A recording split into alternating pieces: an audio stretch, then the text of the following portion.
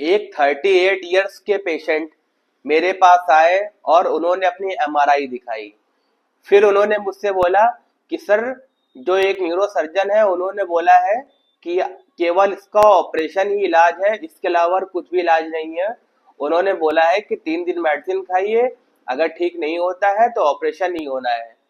तो मैंने एमआरआई को लगाया और देखा कि उनका जो सिम्टम्स है वो अलग है और रिपोर्ट जो है वो अलग है।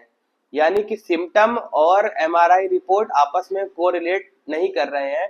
तो मेन ध्यान देना होता है कि जो सिम्टम्स हैं वो नर्व सीवियर कंप्रेशन नहीं हो रहा है, और पेशेंट जो है उसको बहुत ज़्यादा वीकनेस नहीं है, और कोई बॉवल ब्लैडर सिम्टम्स नहीं है, यानी कि उसको कोई भी यूरिनरी इनकॉन्टिनेंस मतलब कि पेशाब करने में या उसको रुकावट करने में उसको दिक्कत नहीं हो रही है। यानी कि जब वो पेशाब करने जाता है तो उसको रोक सकता है और अपने आप बार बार नहीं हो रही है, जिससे उसको पता ना चलता हो कि उसकी पेशाब छूट जा रही है। तो अगर ऐसा कंडीशन है तो इसका मतलब है कि वो ऑपरेशन से बच सकता है। तो फिर मैंने स्टार्ट की एक्सरसाइजेस स्लिप डिस्क की, जिससे उनको एक हफ्ते में या 7 से 8 दिन में लगभग 70% जो उनका सिम्टम्स थे वो कम हो गए। जो पैरों में दर्द आ रहा था और बैक पेन था वो लगभग लगभग कम हो गया।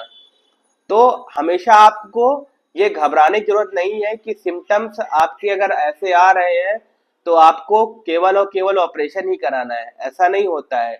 अगर प्रॉपर अर्ली फिजियोथेरेपी इंटरवेंशन किया जाए तो आपका ऑपरेशन बिल्कुल ही बच सकता है, और आपको इस बात में इमोशन होने की जरूरत बिल्कुल भी नहीं है कि आपको ऑपरेशन ही कराना पड़ेगा। इसलिए जब भी आपको कोई न्यूरो सर्जन बोलते हैं कि आपकी केवल ऑपरेशन ही बचा हुआ है, तो एक बार आप फिजियोथेरेपिस्ट से भी कंसल्ट कर लीजिए।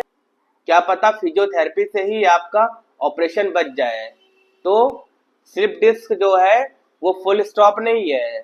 स्लिप डिस्क को हम लोग फिजियोथेरेपी से उसमें कॉमा भी लगा सकते हैं, और फुल स्टॉप भी आगे चल के लग जाता है सिम्टम्स पे। इसलिए घबराने की जरूरत आपको बिल्कुल भी नहीं है। सबसे पहले आपको फिजियोथेरेपिस्ट से मिल लेना है एक बार बस, और अच्छे रेपुटेटेड फिजियोथेरेपिस्ट से मिलना है, डिग्री होल्डर फिजियोथेरेपिस्ट से मिलना है। उसके बाद में अगर वो भी नहीं ठीक कर पाते हैं तो बेशक आप फिजियोथेरेपी को छोड़ करके ऑपरेशन की तरफ चले जाइए, लेकिन उसके पहले ना जाइए। पहले आप एक बार फिजियोथेरेपी जरूर करा लीजिए, जिससे कि अगर आपको ठीक होना होगा तो हो जाना है, और नहीं होना होगा तो फिर ऑपरेट करने के सिवा और कोई इसका इलाज नहीं बचता है।